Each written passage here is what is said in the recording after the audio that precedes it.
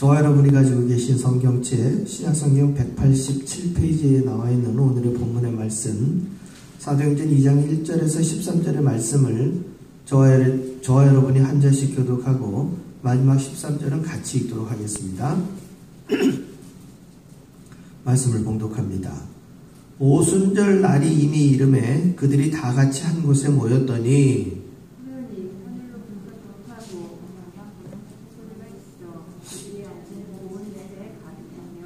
마치 불의 혀처럼 갈라지는 것들이 그들에게 보여 각 사람 위에 하나씩 임하여 있더니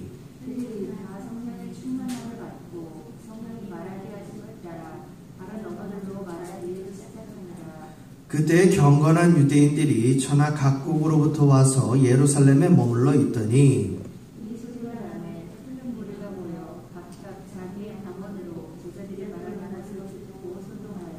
다 놀라 신기하게 여겨 이르되 보라 이 말하는 사람들이 다 갈릴리 사람이 아니냐.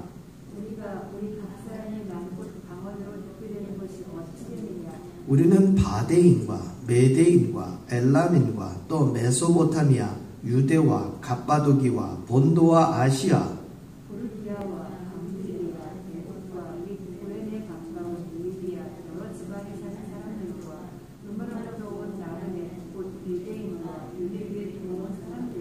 그레데인과 아라비아인들이라. 우리가 다 우리의 각 언어로 하나님의 큰 일을 말함을 듣는도다 하고 같이 있습니다. 또 어떤 이들은 조롱하여 이르되 그들이 세술에 취하였다 하더라. 아멘. 각 사람 위에 하나씩 임하여 라는 제목으로 함께 은혜를 나눕니다.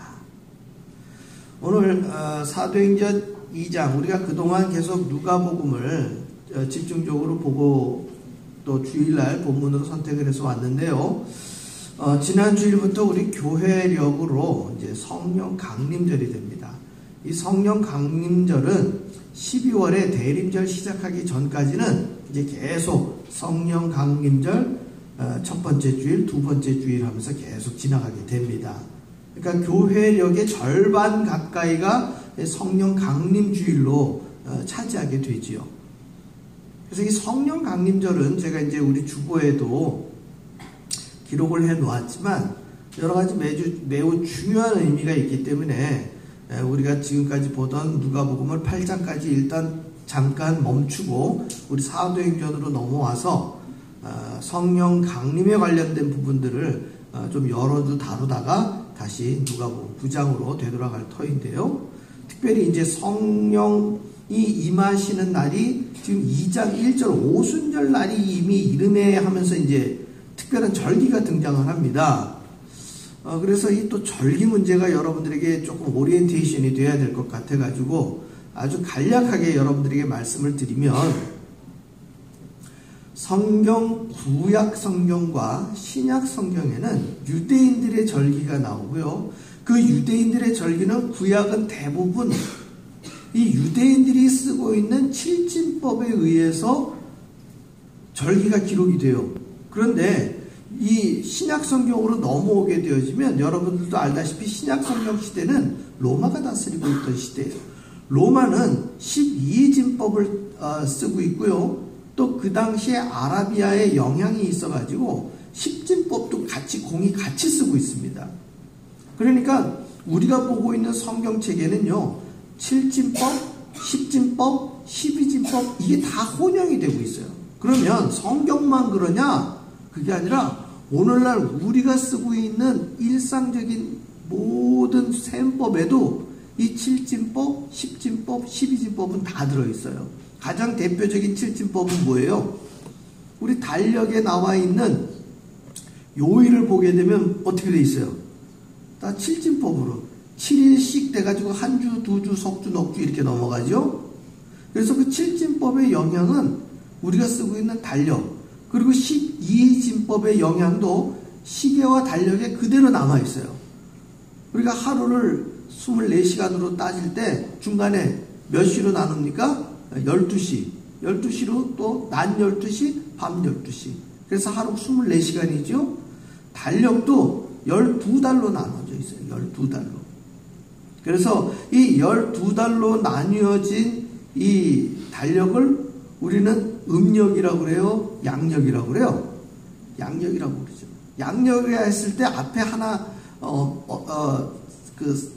생략한 말은 뭐냐면 사실 태양력, 서양력이라는 말이에요. 우리가 올해가 지금 오늘 같은 경우 2022년 6월 12일인데 이것을 따질 때 앞에 붙이는 게 뭐냐면 서기라는 말을 써요. 서기. 그 서양의 기원으로 따지는데요. 이 서양의 기원이 2022년 했을 때 이 BC와 AD 이 모든 서양력의 기준이 되는 게 공교롭게도 예수님의 탄생을 기점으로 따지고 있어요. 그래서 우리가 기원전 할 때 BC 할 때는 이게 before Christ예요. 예수님이 태어나기 전이라는 뜻이죠. 그래서 예수님의 탄생을 기점으로 BC, 아노 도미네라는 라틴어를 써서 주후, 예수님이 탄생 이후란 얘기죠. 그래서 BC와 AD를 나눌 때에도 이 서양역의 기점은 누가 계시다? 예수님이 계신 거예요. 그래서 이러한 다양한 역사적 배경이 셈을 한다든지 수를 센다든지 어떤 진법을 나눌 때에 이러한 각종 역사적 배경이 그 안에 다 담겨져 있어요. 이것은 성경에만 국한되거나 유대인들에게만 국한된 것이 아니라 오늘날 우리들의 삶에도 그대로 이어지고 있다는 거 꼭 기억해 주시고요. 이제 오늘의 본문에 등장한 이 오순절이라는 것은 일종의 보통 명사입니다. 그러니까 우리가 펜타코스타라고 하는 이 오순절이 하나의 고유 명사화 되어져 있는데요. 오순이라는 건 한자어입니다. 5오와 10순자가 합쳐서 오순이 된 거예요. 즉 10개의 숫자가 5번 반복되면 그게 뭐예요? 그게 50이에요. 그래서 50번째 되는 날이 오순절이에요. 그러면 뭔가 시작점이 있었으니까 그 이후에 오순절이 왔겠죠? 그래서 공교롭게 그 오순절을 역으로 거꾸로 가면은 그게 사실은 유대인들이 얘기하는 이제 초실절 날이 돼요. 그럼 또 초실절은 뭐냐? 이렇게 나오겠죠? 그래서 이 부분에 대해서 간략하게 설명을 드리면 유대인들은 유대인들만의 달력이 있어요. 한국인들은 서양력 쓰기 전에는 뭐가 있었어요? 음력이라는 달력이 있었어요. 이 음력의 시작날이 뭡니까? 우리가 정월초하루라는 말 쓰죠? 정월초하루. 정월초하루와 2022년 1월 1일은 같은 날이었어요? 다른 날이었어요? 다른 날이었죠. 그러니까 2022년 1월 1일은 양력으로 따지는 첫째 날이고 우리가 설날이라고 했던 음력 이 1월 1일은 태양력에 보면 2022년 2월 즈음에 그 설날이 들어있었어요. 2월 4일 날쯤으로 2월 5일 날쯤으로 기억하고 있어요. 올해에는. 그러면 태양력으로는 1월 1일이 2022년 1월 1일에 있었는데 왜 음력 설날은 2월쯤에 와 있습니까? 그것은 이 날짜를 세는 방법들이 달랐기 때문에 그래요. 유대인들에게 있어서 정월은 자기들 말로는 그게 아비월이니 니산월이니 해서 유대인들이 세는 날은 또 달라요. 그런데 이런 걸 다 차치하고 오늘은 유대인들이 세는 날로만 그냥 서양력이니 음력이니 다 잊어버리고 유대인들이 세는 날로 1월 14일이 6월절이에요. 그리고 1월 15일은 무교절이 시작돼요. 6월절은 하루만 지킵니다. 그런데 무교절은 일주일을 지키게 되어 있어요. 그래서 1월 14일은 항상 그들의 요일로 따지면 안식일 전날이 돼요. 그리고 무교절은 안식일로 시작됩니다. 그래서 안식일로 시작돼서 안식일 전날로 마치게 되는데 1월 14일이 6월절, 1월 15일이 무교절, 그리고 그 다음 날이 월요일로 돌아올 때 안식 후 첫날이 올 때 그게 초실절이 되는 거예요. 그래서 우리가 예수님이 부활하신 날, 부활의 첫 열매라는 표현을 쓸 때에 예수님이 부활하신 날은 유대인들의 절기였던 유월절 그리고 무교절이 지난 안식 후 첫날 예수님이 무덤에서 부활하신 거예요. 그러니까 기가 막히게 예수님은 주님께서 십자가에 달리실 때에는 유대인들이 그 유월절을 지킬 때 애굽에서 탈출할 때 하나님이 그 큰 재앙을 내리시지요. 10번째 재앙이 무엇이었습니까? 모든 사람이 됐든 가축이 됐든 마다들이 생명을 빼앗기는 죽음의 천사가 임재하는 그러한 재앙이었어요. 그때 이 유대인들에게는 이스라엘 사람들에게는 어린 양의 피를 우슬초에 묻혀가지고 문지방에 문설주에 다 바르라고 그랬어요. 그러면 죽음의 천사가 그 집에 왔다가 이 집 테두리에 프레임에 붙어있는 어린 양의 피를 보면 그 집을 패스오버 흘러서 넘어가는 흐를 유 넘을 월 그래서 6월절이 되는 거예요. 가끔 어린아이들은 6월절 하면은 5월 다음에 오는 6월로 생각을 하는데 그 숫자 6월이 아니라 한자어로 흐를 유자에 넘을 월자를 써서 6월절이 되는 거예요. 아주 그래서 이 성경에 나와 있는 절기를 이해할 때 우리가 어려운 거는 숫자와 한자와 영어와 서양과 유대인들의 이 모든 게 막 혼재되어 있어요. 그래서 제가 오늘 특별히 그 부분에 대해서 설명을 드리는 것인데요. 그래서 이 6월절을 잘 지키는 것이 유대인들에게서 굉장히 중요한 계명이 되는 거예요. 그리고서 그 6월절 하루를 지키는 안식일 전날, 그러니까 오늘날 안식일은 대부분 토요일이 됩니다. 그러다 보니까 자연스럽게 6월절은 무슨 요일이 되기가 십상이에요? 금요일이 되는 거예요. 금요일이 되고 그 다음에 무교절은 안식일인 토요일이 되고 안식 후 첫날 예수님이 부활하시니까 오늘날 우리들의 요일은 뭐가 되는 거예요? 그게 썬데이 일요일이 되는 거예요. 그래서 예수님의 부활을 우리가 기리면서 예배를 드리는 날이 되다 보니까 우리는 주의 날 썬데이, 로스데이 우리가 주일날 예배를 드리게 되는 거예요. 자, 그랬을 때 초실절이었던 그날로부터 유대인들은 원래 절기에는 77절을 지키라고 그랬어요. 77절. 그러니까 초실절로부터 77이 49일이 지나면 무슨 날이 되는 거예요? 그날이 오늘 등장하는 오순절이 되는 거예요. 그러면 목사님 77절과 오순절은 하루 차이가 나지 않습니까? 차이가 나는 게 아니라 여기에서 또 유대인들이 하루를 세는 방법과 우리가 세는 하루를 세는 방법에 또 차이가 있는 거예요. 유대인들은 하루를 어떻게 세요? 우리는 아침부터 밤을 하루로 보는데 유대인들은 저녁이 되고 아침이 되니로 하루를 세요. 그러니까 12시간씩 차이가 나는 거예요. 하루를 셀 때. 그러니까 유대인들의 하루는 우리가 볼 때 뭐가 되는 거예요? 1박 2일이 되는 거예요. 1박 2일.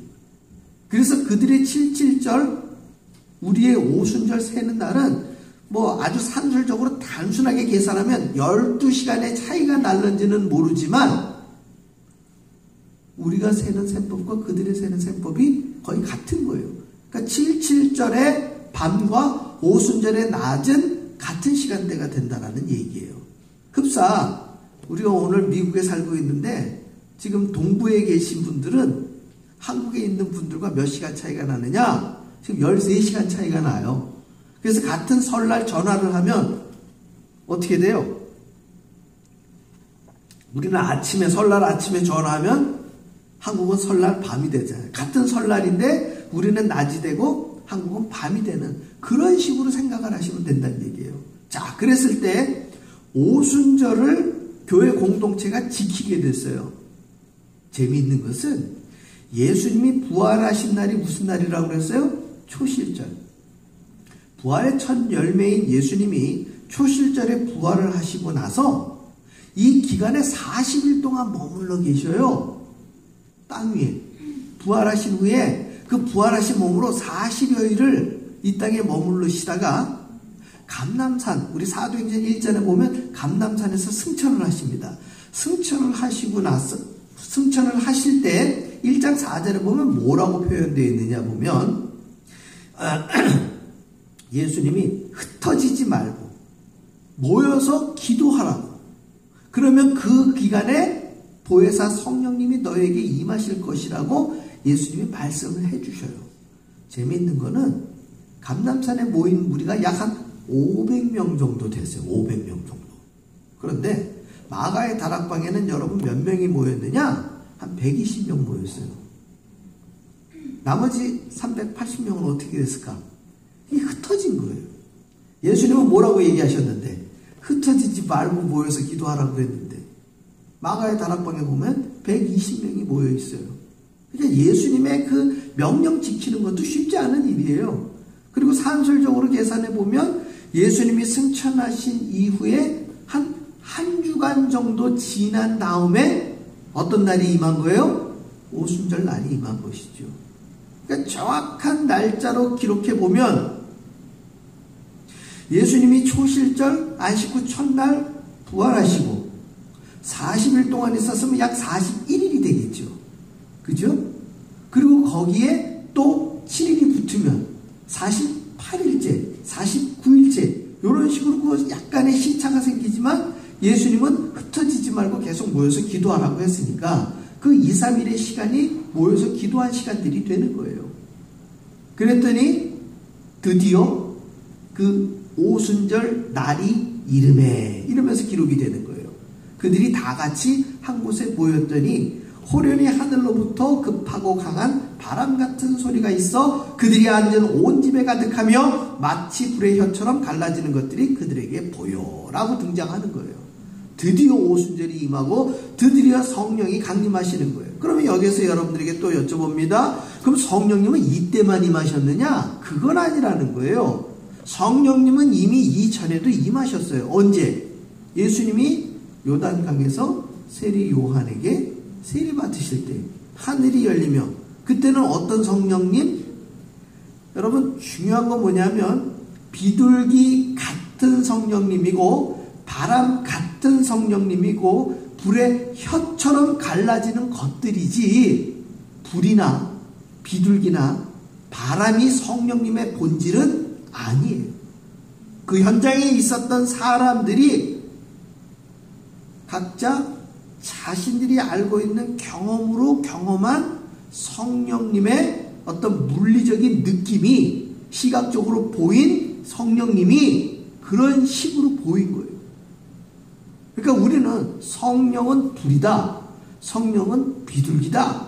그러니까 성령님은 평화의 상징이다. 이런 표현들은 다 누구식 표현이다? 그 사람의 인간적인 표현이에요. 그것이 성령님의 본질을 설명하는 게 아니에요. 따라서 성령님은 신약 성경에 기록되어져 있는 이런 단순한 어떤 표현보다 더 다양하게 우리에게 나타나실 수 있고 보여지실 수 있고 느끼실 수 있는 분이에요. 자, 그랬을 때 성령님이 마치 불의 혀처럼 갈라지는 것들로 그들에게 보여 각 사람 위에 하나씩 임하여 있었는데 그 뒤에 나타난 성령의 충만함을 받고 성령이 말하게 하심을 따라 다른 언어들로 말하기를 시작합니다. 이 다른 언어들로 말하기를 시작하는 것을 우리가 이제 이 신앙적 성경적 언어로 방언이라는 표현을 쓰죠. 저는 한국인이라 한국말을 하고 미국 사람들은 미국말을 하고 일본 사람들은 일본말을 하고 중국 사람들은 중국말을 할 터인데 지금 오늘 성경에 등장해 있는 이 마가의 다락방에 모인 사람들은 대부분 어떤 사람들이에요? 유대인들이었죠. 유대인들이 이 신약 때 쓰던 말은 기본적으로 아람어를 많이 썼었습니다. 왜냐하면 신약 성경 때에는 로마가 다스리고 있었던 시대이지만 로마 이전에는요 실질적으로 아람이라는 나라가 오랜 시간 동안 많이 다스렸어요. 그리고 성경 구약에 보게 되면은 이제 바벨론이라는 나라도 등장하고 아수르라는 나라도 등장을 하게 되어지지만 이 구약 시대가 지나가면서 신약 시대로 넘어오는 그 시기에는 아람, 오늘날에는 이제 시리아라고 하는 나라 동쪽 편에 있는 지역이 되겠는데요. 그쪽 지역 사람들이 오랜 시간 다스렸기 때문에 신약 시대의 사람들이 많이 썼던 말은 아람어입니다. 아람. 그리고 이 아람어 외에 유대인들은 다 무슨 말을 기본적으로 씁니까? 히브리어를 쓰고 있죠. 그래서 유대인들의 히브리어와 아람어가 공이 쓰고 있는데 또 로마가 다스리다 보니까 무슨 말을 써야 되느냐? 로마가 다스릴 때는 라틴어를 쓰고 있었고요. 또 공교롭게 로마라는 나라는 라틴어를 공용어로 쓰기 이전에 그리스어인 헬라어를 썼었어요. 아주 복잡하죠? 그러니까 마태 같은 사람은요, 이 네 가지 언어를 다 사용하는 사람이에요. 마태는. 로마인 라틴어도 쓰고, 헬라어도 쓰고, 유대인의 히브리어도 쓰고, 아람어 방언도 쓰고. 그렇기 때문에 세리 역할도 감당할 수 있었던 사람이고, 또 이와 같은 언어의 능력을 가진 사람이 누가 있었느냐? 여러분들이 잘 알고 있는 바울과 같은 어른도, 사도 바울도 그러한 언어들에 능통했던 사람이에요. 자, 그런데 이 네 가지 언어 외에도 9절, 10절, 12절에 보면 다양한 지역이 나옵니다. 바데, 메데, 엘람, 메소포타미아, 유대, 갑바도기아, 본도, 아시아, 부르기아, 밤빌리아, 애굽, 구레네, 리비아, 로마, 그리고 그레데, 아라비아. 와, 굉장합니다. 이러한 사람들이 같이 모여 있어서 보세요. 이제 예를 들어서 우리가 글로벌 예배를 드리는 거예요. 그래서 우리 예배의 자리에 한국 사람도 있고 미국 사람도 있고 우리 옆집에 지금 이 머리하고 있는 다이안 같은 경우는 저 고향이 또 갑자기 카메룬이라고 그랬나요? 카메룬 사람인데 카메룬 사람들은요 프랑스가 다스리고 있었던 아프리카 지역이 돼가지고 이 프랑스식 영어를 해요. 카메룬 말도 하지만 영어를 할 때 프랑스식 영어를 하기 때문에 여기 있는 다른 분들 영어 하시는 분들이 우리 또 다이앤 영어를 들으면 이것도 무슨 언어지 하면서 좀 이상하게 들어요. 그런데 이러한 사람들 또 일본 사람들 중국 사람들이 모여가지고 여기서 같이 기도하자고 그럴 때 다 어느 나라 말로 기도를 할까요? 자기네 나라 말로 기도를 할 거 아니에요. 근데 놀라운 사실은 들릴 때 다 다른 자기네 모국어로 기도를 하는데 그게 다 같은 언어로 들려지게 된다는 얘기예요.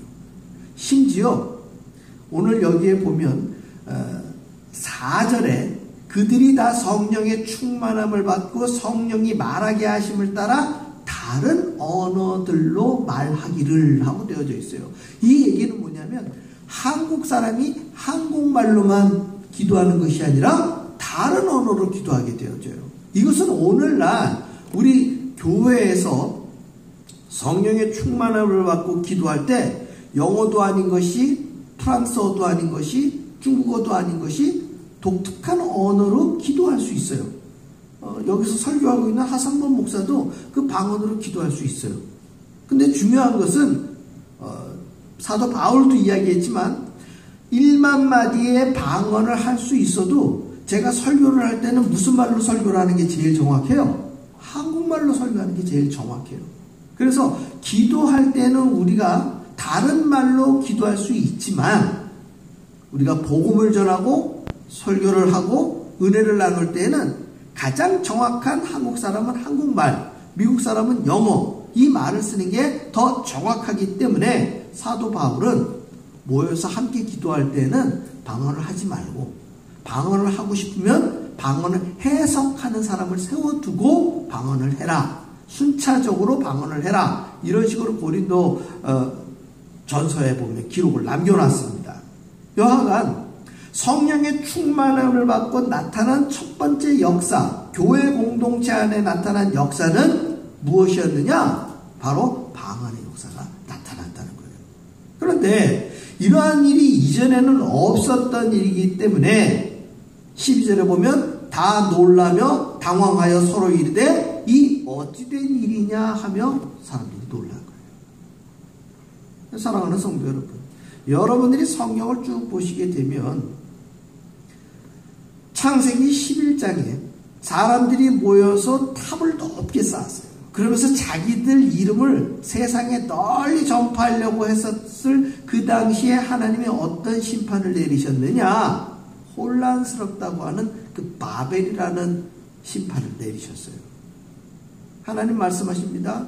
이들이 다 같은 말을 쓰고 속에는 또 같은 악한 마음을 품고 있기 때문에 그 언어를 혼잡케 해서 흩어지게 하자 하면서 그 언어를 혼잡케 하시는 심판을 내리신 거예요. 창세기 11장에 그 이후로 흩어진 사람들은 오늘날까지도 흩어져 있어요. 그런데 사도행전 2장에 등장한 성령의 이 위대한 능력은 다 흩어진 언어가 어떻게 되게끔 하나로 모이게끔 하시는 능력을 보여주신 거예요. 따라서 오늘 말씀의 제목 각 사람 위에 하나씩 임하여 라고 했었을 때 하나님의 은혜와 능력은 초창기에는 하나님의 말씀이 온 백성에게 임하는 거예요. 가장 대표적인 예로 하나님께서 출애굽기 20장에 10계명을 주실 때 모세 한 사람에게 준 것이냐? 그게 아니에요. 이스라엘 백성 모든 사람에게 주신 계명이에요. 모든 사람에게. 그런데 하나님의 계명이 모든 사람들에게 일대 다수로 전파된 이 모든 사람에게 주시는 은혜가 예수님의 십자가의 죽으심으로 인하여 모든 사람에게 주신 구원과 또 누구에게 주시는 구원으로 각 사람 한 사람에게 주는 은혜로 아주 디테일하게 바뀌고 전환이 됩니다. 그리고 오늘 이 성령님의 은혜는 아주 눈으로 시각적으로 보이게끔 한 사람 머리 위에 불의 혀처럼 갈라지는 것들이 임하는 거예요. 그리고 그 불의 혀처럼 갈라지는 것들로 인해서 어떤 일이 벌어진 거예요? 그 사람들이 각기 다른 언어로 기도하고 말하게 되는 능력을 보여준다는 거예요. 두리뭉실하게 나타나는 은혜가 아니라 굉장히 어떻습니까? 자세하고 디테일하게 나타나는 부분의 능력이에요. 그렇다면 오늘날 저와 여러분에게도 이미 이 성령의 충만한 능력의 역사는 어떻게 됐습니까? 나타난 거예요. 목사님, 우리는 아직 바람도 이 에어컨 바람만 나오고 머리 위에 불의 혀 같은 건 없고 형광등이 켜져 있는데요. 이렇게 생각하실 수 있어요. 오늘 마가의 다락방에 나타난 이 현상은 이 이후에 반복적으로 나타난 상황이냐, 모여서 기도할 때 되면 매번 나타나는 상황이냐, 그건 아니에요. 아까도 말씀드렸지만 성령님이 임재하는 현상은 다양하게 나타나는 것이지 이렇게만 나타나는 현상은 아니라는 거예요. 근데 가장 포괄적으로 우리가 인식할 수 있는 성령의 임재의 역사는 뭐냐? 고린도전서 12장 3절에 바울이 이야기한 것처럼 성령이 아니고서는 하나님을 아버지라 부를 수 없고 예수를 그리스도라 고백할 수 없는 거예요. 우리는 기도할 때 누구를 부릅니까? 하나님 아버지를 불러요. 그리고 누구의 이름으로 기도의 마무리를 해요? 예수님의 이름으로. 우리는 부지불식하네. 우리가 그거를 막 무슨 물리적인 현상으로 느끼지 않더라도 우리는 자연스럽게 성령의 임재를 저와 여러분이 기도하는 가운데도 어떻게 해요? 경험하는 거예요. 하나님 아버지, 예수님의 이름으로 기도합니다. 이것만으로도 우리는 내 안에 저와 여러분의 심령 가운데 누가 임재해 계신 거예요? 성령님이 임재해 계신 것을 경험하는 거예요. 사랑하는 성도 여러분, 각 사람 위에 하나씩 임하였던 성령의 역사가 누구에게도 임하신 거예요? 오늘날 저와 여러분에게도 지금 막 임하신 성령님이 아니라 이미 오래전부터 우리가 기도할 때 그렇게 기도한 것으로만으로도 이미 성령님이 내 안에 계신 것을 우리는 확증할 수 있는 사람들이라는 거예요. 오늘은 여러 가지 설명을 드리느라 여러분들이 머릿속에 좀 정보가 꽉 차셨을 터인데, 제가 여러 주 동안 이러한 얘기들은 반복적으로 여러분들에게 말씀을 드릴 거예요. 오순절은요, 어느 특별한 교단의 사람들에게만 집중된 은혜나 은사가 아니라 아까도 말씀드렸듯이 오순절은 보통 명사예요. 77절과 오순절은 같은 날을 의미하는 성경의 절기예요. 저와 여러분 역시도 이 성경의 절기가 성령 강림절 이후에 우리가 섬기게 되는 교회력에 해당이 돼요. 그렇다면 우리의 날마다의 삶과 우리들의 날마다의 주일은 부활하신 예수님을 기억하는 주일이고 성령의 임재를 확인하는 주일이 되는 것이에요. 이 놀라운 능력의 역사가 우리에게 이미 임재해 있고 모든 교회의 절기 가운데 이미 임재해 있음을 성경은 반복적으로 우리에게 알려주시는 거예요.